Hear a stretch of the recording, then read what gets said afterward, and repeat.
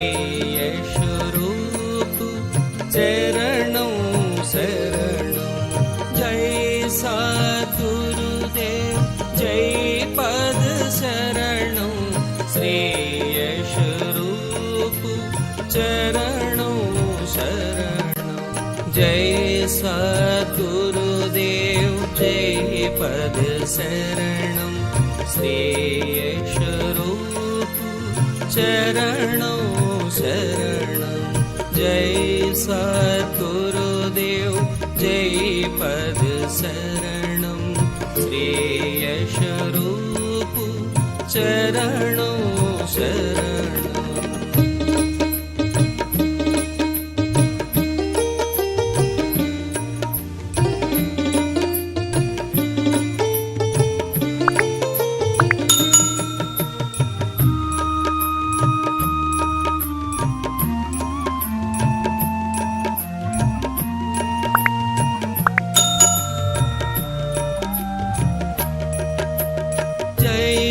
सद्गुरुदेव जय पद शरणं।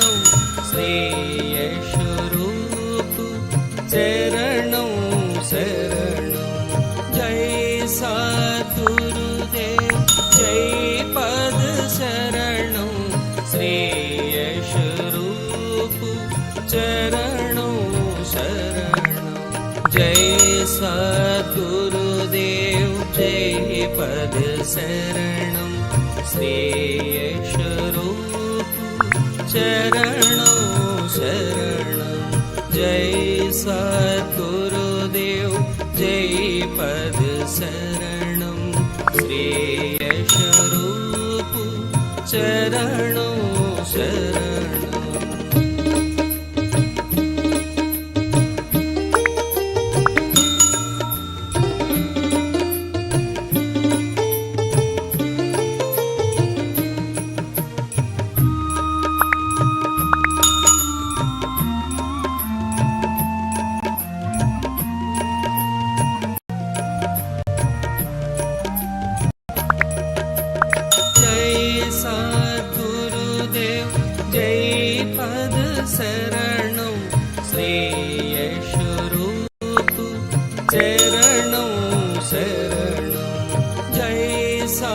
सद्गुरुदेव जय पद शरणं। श्री यशरूप चरणों शरणं। जय सद्गुरुदेव जय पद शरणं। श्री यशरूप चरणों शरणं। जय सद्गुरुदेव जय पद शरणं। श्री यशरूप चरणों शरणं।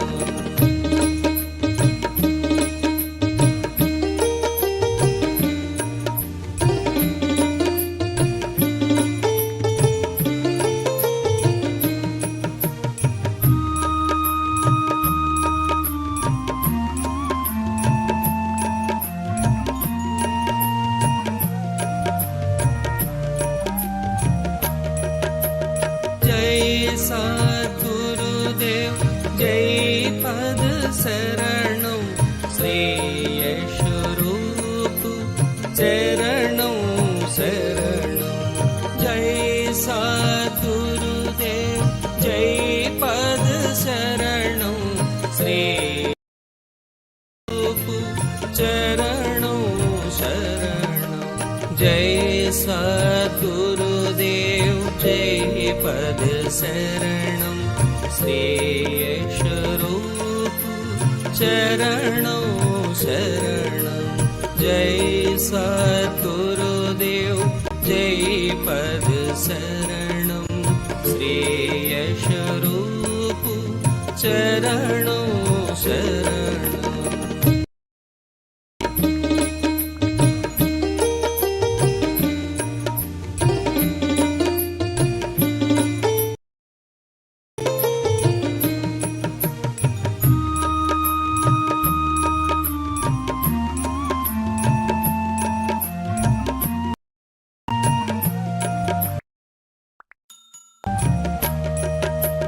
जय सद्गुरुदेव जय पद शरण शरणं शरणं जय सद्गुरुदेव जय पद शरणं श्री यशरूप चरणं शरणं जय सद्गुरुदेव जय शरणं श्री यशरूप चरणं गुरुदेव जय शरणं श्री यशरूप चरणं शरणं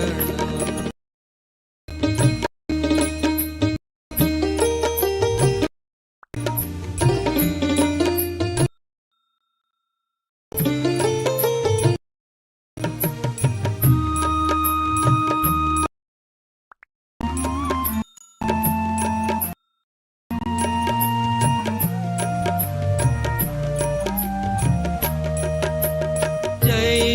सद्गुरुदेव जय पद शरणं श्री यशरूप चरणं शरणं जय सद्गुरुदेव जय पद शरणं श्री यशरूप चरणं शरणं जय सद्गुरुदेव जय पद शरणं श्री यशरूप चरणं शरणं जय सद्गुरुदेव जय पद शरणं श्री यशरूप चरणं शरणं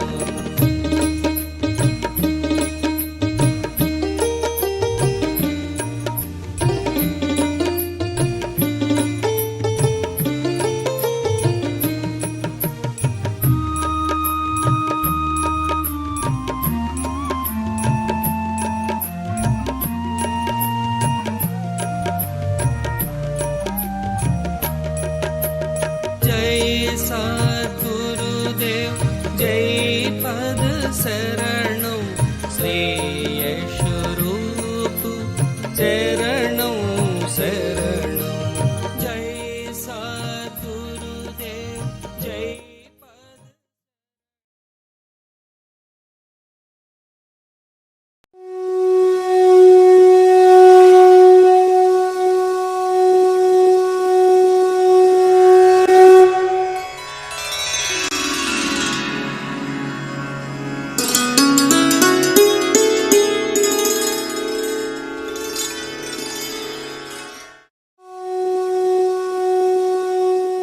अभी एक भजन होगा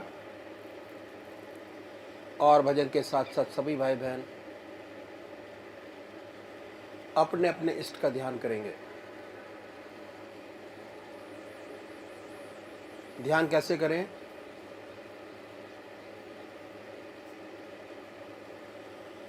अखिल भारतीय संत मत सत्संग की तरीकत मैं आपके सामने रखता हूं।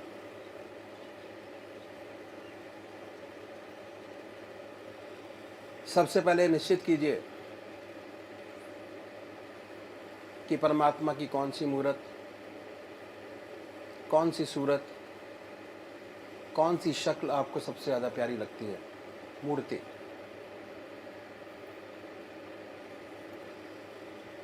किसी से पूछने की ज़रूरत नहीं, अपनी आत्मा से प्रश्न कीजिए कि भगवान का वो स्वरूप जो आपको सबसे ज़्यादा प्यारा लगता है उसको चुनें।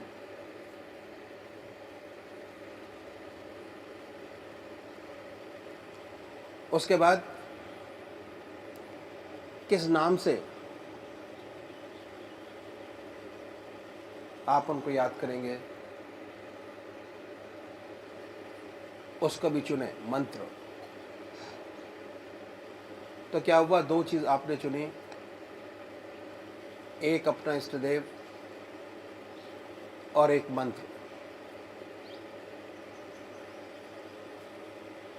उसके बाद पूजा के स्थान पर जाइए, जिस स्थान पर बैठे हैं,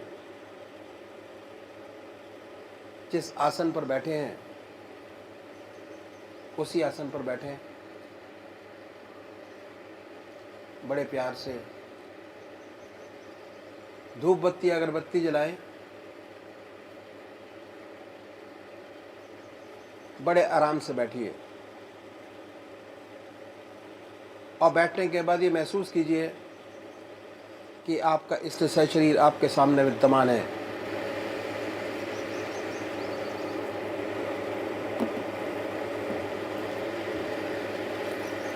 सशरीर भावना से अपने इष्ट को अपने सामने बनाएं। बड़ी बड़ी आंखें हैं, गोल चेहरा है, जटाएं हैं,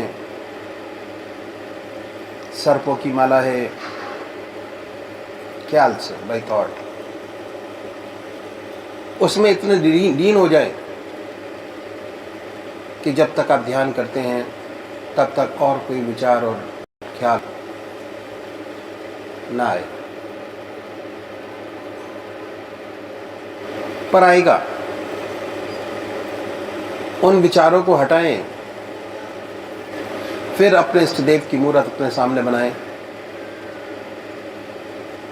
फिर हटाइए, अपने इष्ट देव की मूर्त अपने सामने बनाएं। जो मंत्र आपका है उसको उच्चारित होते सुनिए कि हमारे हृदय से हमारे इष्ट का नाम निकल रहा है और हम सुन रहे हैं।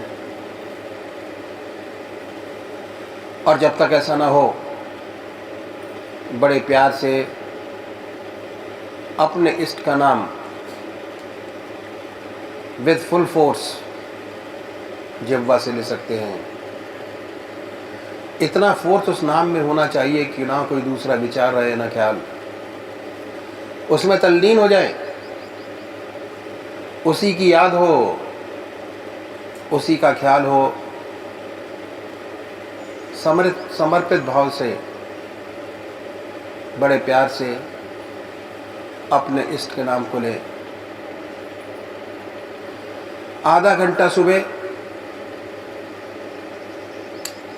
और आधा घंटा सायंकाल, ये 2 समय निश्चित कीजिए। और आधे घंटे में 20 से 25 मिनट ध्यान को दीजिए। दूसरे वो भाई हैं जो निराकार भगवान के उपासक हैं, ओम अल्लाह वाहिगुरु क्राइस्ट गॉड, वो क्या करें, वो कैसे ध्यान करें। बड़े आराम से बैठिए, बड़े प्यार से। उसके बाद ये महसूस करें कि हमारे हर दिल की धड़कन पर जो नाम आपने चुना है वो निकल रहा है। हृदय ओम ओम कह रहा है और पूरे शरीर में वाइब्रेट करता है। उसके वाइब्रेशंस को महसूस कीजिए और आनंदित होइए। बड़े प्यार से इस काम को करना है। जब भी कोई सांसारिक बात आपके जहन में आए, दिमाग में आए, उन विचारों को हटाएं। फिर अपने इष्ट देव की याद में लगे। फिर हटाइए, अपने इष्ट देव की याद में लगिए। अगर आज ध्यान करते हुए आपके 100 विचार 1 मिनट के अंदर आते हैं तो निश्चित समझिए, अगर ये अभ्यास आप बराबर करते चले जाएंगे तो एक दिन ऐसा आएगा कि कोई विचार आपके आगे नहीं होगा। भगवान श्री कृष्ण ने साधक की दृष्टि से गीता में 4 बात बताई। पहली आहार की शुद्धि, दूसरी विहार की शुद्धि, तीसरा अभ्यास और चौथा अभ्यास। अभ्यास पर बहुत भारी जोर है और सारी जिंदगी हम एक चीज़ का अभ्यास करते चले जाते हैं और उसकी परफेक्टनेस पर देखते चले जाते हैं। बड़े प्यार से अगर इस तरीके से अभ्यास करेंगे, बड़ी सुंदर स्थिति होगी। जब भी आप अपने इष्ट देव के चरणों में विश्राम चाहेंगे, बड़े प्यार से विश्राम मिलेगा, ना कोई दूसरा विचार रहेगा, ना ख्याल, और हमारी आत्मा हमारे मन को देखती रहती है। वो बताती है कि हम क्या सोच रहे हैं। जब विचार हट जाए अपने इष्ट से भी दिला देते हैं, उनसे जो मांगे उसे।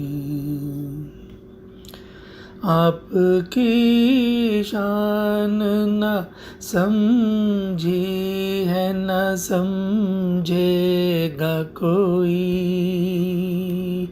आपकी शान न समझी है, न समझेगा कोई। आप अल्लाह से बंदे को मिला देते हैं। आप अल्लाह से बंदे को मिला देते हैं। उनसे जो मांगे उसे हद से सिवा देते हैं। खुद भी देते हैं, खुदा से भी दिला देते हैं। उनसे जो मांगे उसे। उनका तालिब जो हुआ, उनसे लगी लौ जिसकी। उनका तालिब जो हुआ, उनसे लगी लौ जिसकी। उसकी बिगड़ी हुई हर बात बना देते हैं। उसकी बिगड़ी हुई हर बात बना देते हैं। उनसे जो मांगे उसे हद से सिवा देते हैं। खुद भी देते हैं, खुदा से भी दिला देते हैं। उनसे जो मांगे उसे। जब भटकता है मदीने का मुसाफिर कोई। जब भटकता है मदीने का मुसाफिर कोई। खुद आकर उसे मंजिल का पता देते हैं। खुद आकर उसे मंजिल का पता देते हैं। उनसे जो मांगे उसे हद से सिवा देते हैं। खुद भी देते हैं, खुदा से भी दिला देते हैं। उनसे जो मांगे उसे।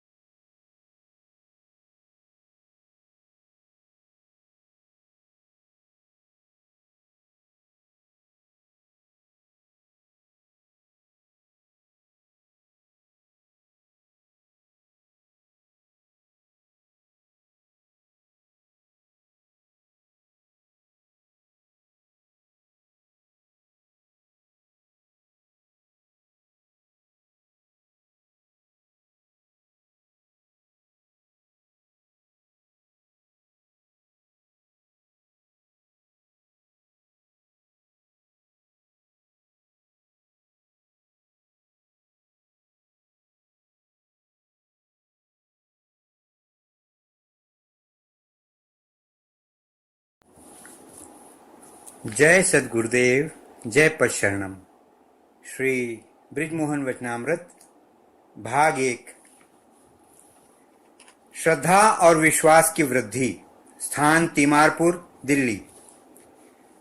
कहीं ते वेद असम्मत बानी, जिनके सूझ लाभ नहीं हानि। मुकुर मलिन अरु नयन बिहीना, राम रूप देखई के मिदीना। इस बीच में चाय की ट्रे आ गई। 2 तस्तरियों में मीठा व नमकीन भी था। चाय बनाई गई व धीरे धीरे चाय पान आरंभ हुआ। बीच बीच में फिर बातचीत प्रारंभ हुई। आपने फरमाया, हमने लालाजी महाराज का जमाना देखा है। उनका जैसा फकीर आज नजर आना दुर्लभ है। उनको कोई नहीं पहुंचा। हमारा मकान फतेहगढ़ में लालाजी महाराज के पड़ोस में था। उनकी हमारे ऊपर बड़ी कृपा थी। वे हमें बनाना चाहते थे और हम उनसे दूर भागते थे, परंतु फिर भी वे हमारी सारी गुस्ताखियों को नजरअंदाज करके अपना दस्ते शफकत हम सबके ऊपर बराबर रखते थे। हम लोग उनको समझ न सके। उनकी जिंदगी में उनसे कोई लाभ उठाने की कोशिश नहीं की। जो कुछ उन्होंने जिन्हें भी दिया है, सब एक तरीके पर जबरदस्ती ही दिया है। एक भाई साहब ब्रिजमोहन लाल जी ने तो जरूर अदब आदाब निभाए हैं, वो कोशिश में लगे रहे हैं। हमारा यह हाल था कि मैं लाहौर में पढ़ा करता था और मुझे ताश खेलने का बड़ा शौक था। जब घर जाता तो लालाजी महाराज मना किया करते थे कि बेटा, ताश नहीं खेलना चाहिए, यह आदत खराब है, समय का दुरुपयोग होता है। परंतु मैं न मानता और वैसे ही झूठ कह देता। मैंने ताश खेलना छोड़ दिया है। 1-2 मर्तबा तो लालाजी महाराज एक अजीब सी नजर डालकर खामोश रह गए, परंतु लाहौर जाकर फिर हॉस्टल में ताश खेलने बैठ जाया करता था और समझता था कि लालाजी महाराज यहां थोड़े ही देखने आएंगे। जब बार बार मना करने पर भी इसकी ताश खेलने की लत न छूटी, तो एक मर्तबा जब ये छुट्टियों में घर फतेहगढ़ गया हुआ था, तो आपने कहा, हमने आपको बार बार ताश खेलने के लिए मना किया है, परंतु आप बराबर ताश खेलते हैं। नफस मन के गुलाम बने हुए हैं, इस तरफ बिल्कुल ही ख्याल नहीं करते। श्री गिरवर किशन जी ने छिपाते हुए कहा, नहीं जी, मैं तो अब बिल्कुल भी ताश नहीं खेलता। किसने आपसे कहा कि मैं ताश खेलता हूं? लालाजी महाराज ने कहा तो किसी ने नहीं। अच्छा, तुम उस दिन तारीख में अपने हॉस्टल में इस रूम नंबर में इन्हीं लड़कों के साथ खेल रहे थे अथवा नहीं? सच सच बोलो। श्री गिरवर किशन जी ने कहा, मैं ये सुनकर हक्का बक्का रह गया। लालाजी महाराज लाहौर तो गए नहीं, फिर इन्होंने तो जो भी हाल बताया है बिल्कुल ठीक है। कमरे का नंबर, साथियों के नाम, दिन व तारीख सब बिल्कुल ठीक है। मेरे अचंभे का पारावार न रहा और मैं फौरन ही लालाजी महाराज के चरणों में गिर गया। अब ऐसी गुस्ताखी व गलती न होगी, ये थी उनकी कृपा। हम उनसे बचते थे, उन्हें धोखा देने का प्रयत्न करते थे। ऐसे कहते कहते श्री गिरवर किशन जी की आंखों में आंसू छलक आए। दास बड़ी एकाग्रता तथा प्रेम से उनका वार्तालाप सुन रहा है। चाय भी कप में पड़ी पड़ी ठंडी हो गई। दास को उनके वार्तालाप में जो आनंद आ रहा है उसका वर्णन शब्दों में नहीं किया जा सकता। थोड़ी देर निस्तब्धता के पश्चात अब फिर ध्यान चाय व नाश्ते की ओर गया है। अब फिर चायपान हो रहा है। चाय समाप्त हुई तो ट्रे इत्यादि हटा दिए गए। इसके पश्चात श्री गिरवर किशन साहब ने फरमाया, पूजनीय लालाजी महाराज के बारे में हम आपको क्या बताएं। उनकी बातें सुनकर तो आप दंग रह जाएंगे। बड़ी ऊंची हस्ती थे। लीजिए अपने बहनोई का ही वाक्य आपको सुनाता हूं। मेरे बहनोई साहब श्री बलवीर साहा जी रामपुर में रहते हैं। पूजनीय लालाजी महाराज के पास आप भी जाया करते थे। एक बार ऐसा हुआ, रामगंगा में बहुत बाढ़ आ गई। हमारे बहनोई साहब को तैरने का बड़ा शौक है। आप 2 और साथियों के साथ रामगंगा में तैरने के लिए गए।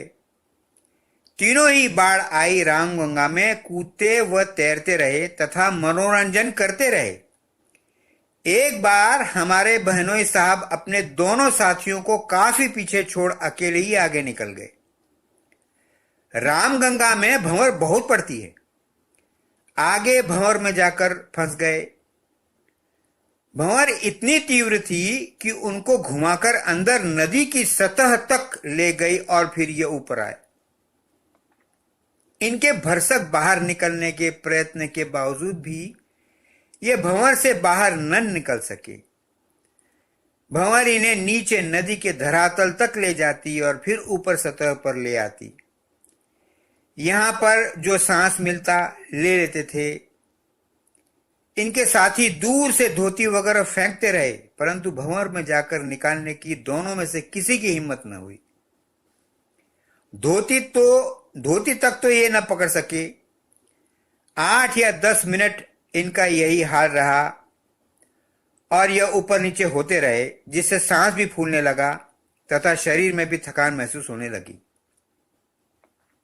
जब इन्हें जिंदगी का भरोसा न रहा तो ऐसे आड़े समय में भगवान की असीम दया कृपा से इन्हें परम पूजनीय लालाजी महाराज की याद आई।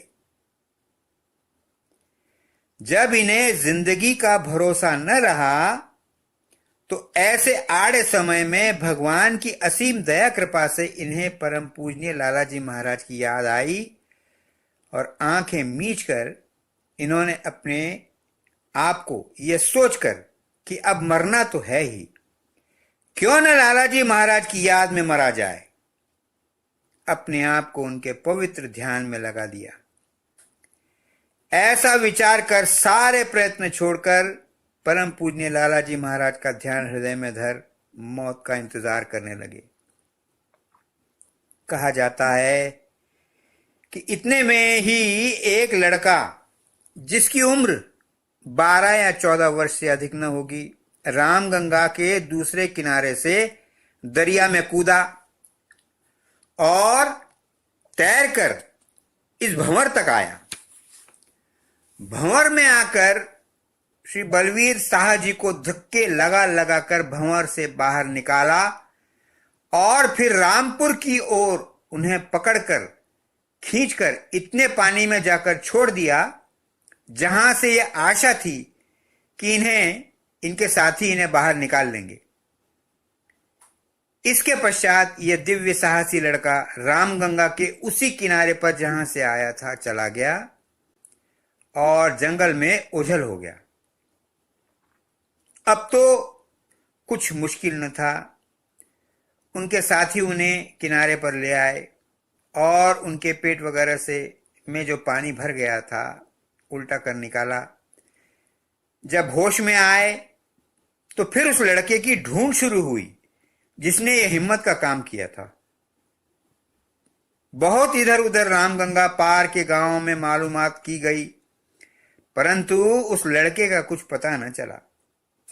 श्री बलवीर साहा जी दूसरा जन्म पा घर पहुंचे और गुरुदेव तथा भगवान का बड़ा शुक्रिया अदा किया।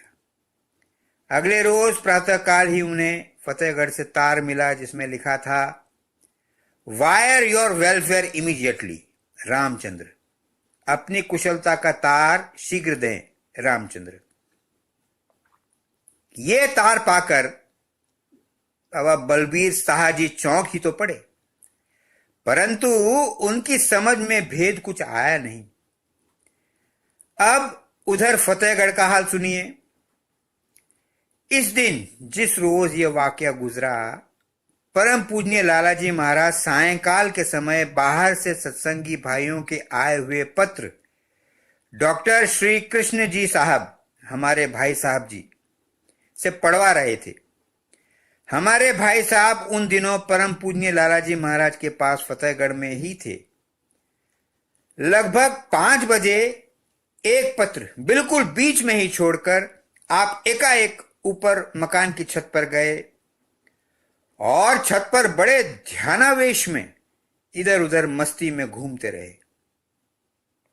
उन्हें इतना ध्यानावेश हो रहा था कि पसीना उनके बदन से चूने लगा। भाई साहब यानी डॉक्टर श्री कृष्ण जी यह देखकर बड़े हैरान हुए, परंतु कह क्या सकते थे। आप लगभग 1 घंटे बाद नीचे उतरे तो आते ही भाई साहब से कहा कि बलबीर साहब को रामपुर तार दे दो, वायर योर वेलफेयर इमीडिएटली। भाई साहब जब तार देकर वापस आए तो उनसे कहा कुछ नहीं, वही पत्र फिर पढ़वाने लगे तथा जवाब लिखते रहे।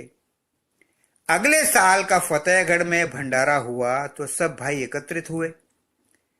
भंडारे के प्रातः काल के कार्यक्रम के पश्चात बाबा बलबीर साहा जी अपना वाकया सुनाना चाहते थे कि परम पूजनीय लालाजी महाराज ने इशारे से एकदम उनको रोक दिया और कहा, परमात्मा को सब कुछ अख्तियार है, वो जो चाहे सो करे, लेकिन ये राज की बातें हैं, इन्हें खोलना नहीं चाहिए। परम पूजनीय लालाजी महाराज से यद्यपि अनेक आश्चर्यजनक घटनाएं हुई, परंतु वे सदा ही इन बातों से बचते रहते थे और हमेशा यह कहकर टाल दिया करते थे कि मालिक कुल अखिल ब्रह्मांड नायक को अख्तियार है कि वो जो चाहे सो करे। अहले औलिया से कभी भी सारी जिंदगी कोई मौजा यानी आश्चर्यजनक घटना सरजद नहीं हुआ, यद्यपि दुनिया के लोग कुछ भी कहते रहे। ये घटनाएं सुनते सुनते इस दास को रोमांच हो आया। इसकी आंखों में भी अश्रुकण छलक आए। अगर कल रात्रि हलवे की सुंदर महक लिए न होता तो इन सब बातों को कपोल कल्पित व पाखंड ही समझता तथा हो सकता था कि हाथ आए हुए मार्ग से विचलित हो जाता। परंतु रात्रि के आश्चर्यजनक अनुभव हो जाने के पश्चात इन घटनाओं ने तो इस पतित के विश्वास को 4 चांद ही लगा दिए। इसके हृदय में परम पूज्य गुरुदेव तथा दादा गुरुदेव जी के लिए सहस्त्र गुनी श्रद्धा उमड़ पड़ी। अब समय अधिक हो चुका है, तिमारपुर से कनॉट प्लेस वापस जाना है, परंतु चित्त इस चर्चा से उठना नहीं चाहता। बाबा गिरवर किशन जी ने घड़ी देखते हुए फरमाया, रात्रि के 8 बज चुके हैं, आपको कई मील दूर साइकिल पर जाना है। आपसे मिलकर बड़ी खुशी हुई है। मन तो बराबर ऐसी ही चर्चा करते रहने को करता है, परंतु आपको बहुत देर हो जाएगी। फिर जब हो सके आते रहिए, आपका ही घर है। ये दास उठा और प्रणाम करके चलने लगा तो आप बाहर तक छोड़ने आए और एक बार फिर कहा कि इस रास्ते में बराबर लगे रहना। बड़ी अच्छी उम्र में इस ओर लग गए हो, वरना इस उम्र में तो इस ओर ध्यान मुश्किल से जाता है। परमात्मा का शुक्र है, वरना इस ओर जब ध्यान जाता है तब आदमी अपनी असली उम्र गंवा चुका होता है और बेकार हो चुका होता है। परम पूजनीय लाला जी महाराज फरमाया करते थे कि केवल 45 वर्ष की आयु तक ही मनुष्य में इतना शारीरिक व मानसिक बल रहता है कि वह अपने जीवन में परिवर्तन ला सके। परम पूज्य लाला जी महाराज फरमाया करते थे कि केवल 45 वर्ष की आयु तक ही मनुष्य में इतना शारीरिक व मानसिक बल रहता है कि वह अपने जीवन में परिवर्तन ला सके, वरना 45 साल के बाद मनुष्य की आदतें इस कदर मजबूत हो जाती हैं कि वो छुड़ाए नहीं छूटती। हम तो अपने पैरों पर आप कुल्हाड़ी मारे बैठे हैं कि ऐसा सुंदर अवसर पाने पर भी चूक गए और अब भी बराबर चूक में लगे हुए हैं, परंतु आपसे कहते हैं कि आप इस अवसर को गनीमत समझें तथा सच्चे दिल से इस राह में लगे रहें। दास ने कहा कि आप बुजुर्गों का आशीर्वाद चाहिए और आदर से प्रणाम कर साइकिल पर सवार हो घर की ओर वापस चल दिया। बाहर आकर महसूस हुआ कि ध्यान की एक विशेष तीव्र हालत बराबर तारी है और उसी की धुन में ये साइकिल चला रहा था और इससे अधिक होश और इसे कुछ न था। लगभग 10 बजे रात्रि में घर पहुंचा तो घर पहुंचते पहुंचते ये बेहोशी में साइकिल से गिर पड़ा। साइकिल बाहर छोड़कर फिर संभला और कमरे में अंदर गया तो देखा इसका बिस्तर पटले पर लगा हुआ था और यह जाकर उस पर आंख मीचकर बैठ गया। परमात्मा तू ही है, तेरी इच्छा पूरी।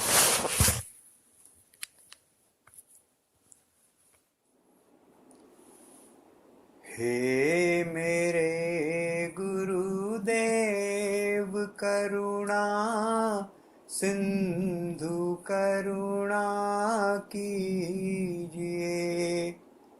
हे मेरे गुरुदेव करुणा सिंधु करुणा कीजिए।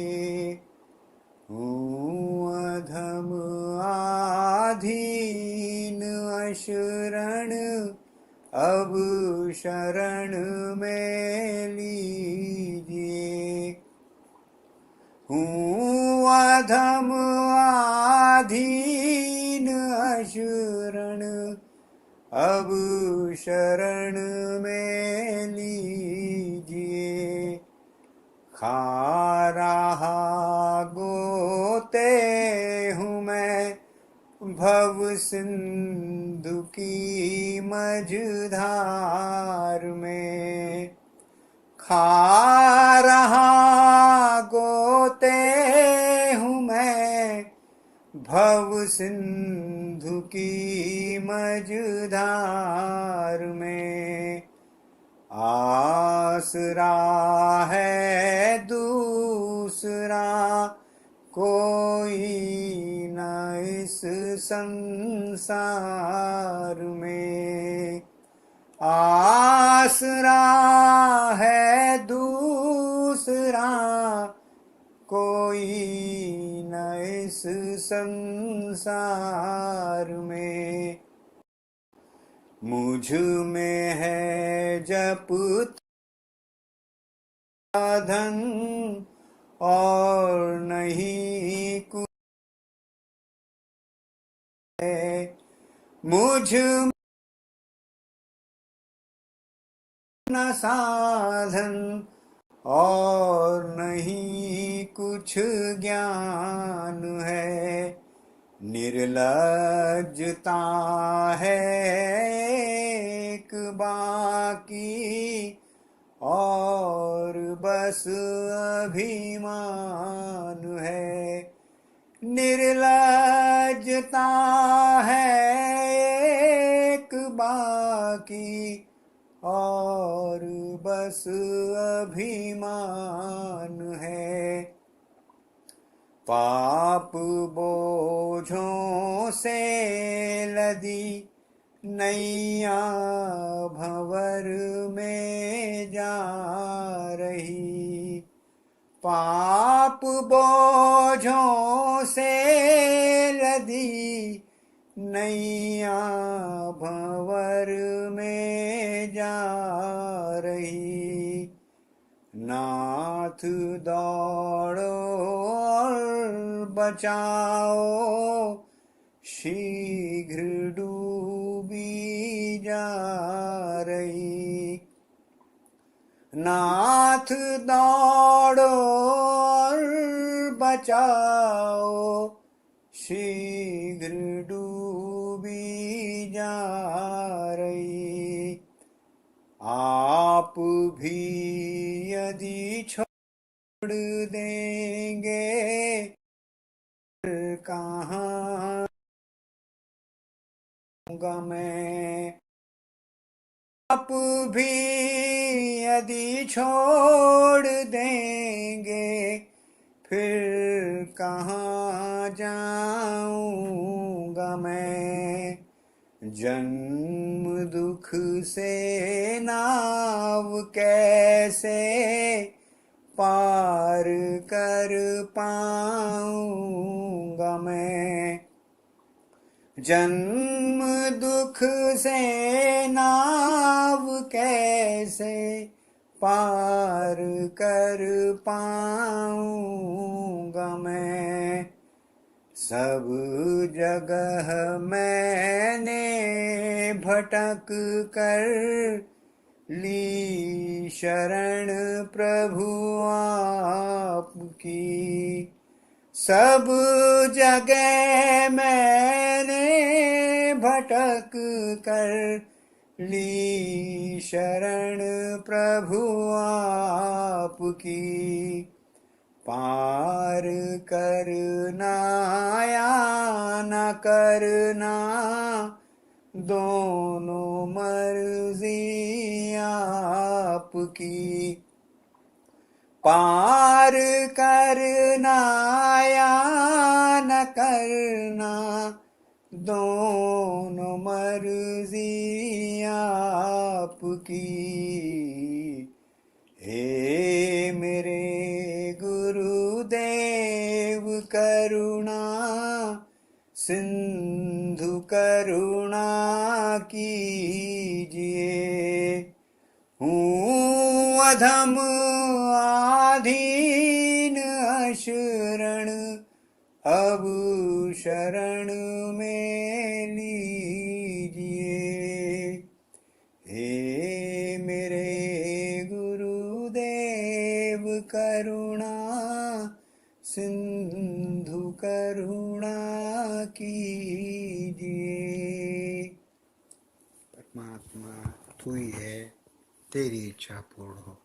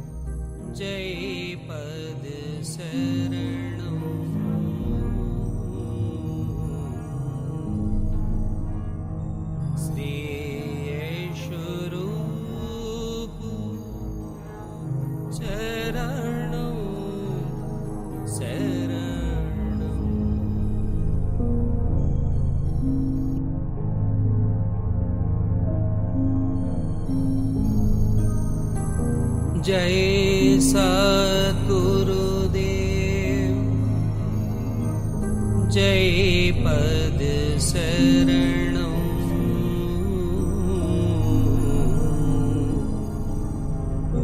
श्री स्वरूप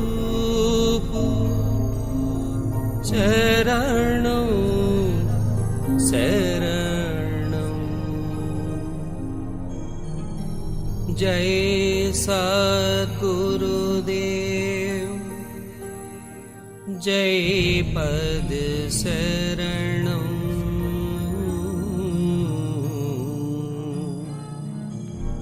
श्री स्वरूप चरणं शरणं जय सद्गुरुदेव जय पद शरणं श्री स्वरूप चरणं शरणं जय सद्गुरुदेव जय पद शरणं श्री स्वरूप चरणं शरणं जय सद्गुरुदेव जय पद शरणं श्री स्वरूप चरणं शरणं जय सद्गुरुदेव जय पद शरणं श्री स्वरूप चरणं शरणं जय सद्गुरुदेव जय पद शरणं श्री स्वरूप चरणं शरणं जय सद्गुरुदेव जय पद शरणं श्री स्वरूप चरणं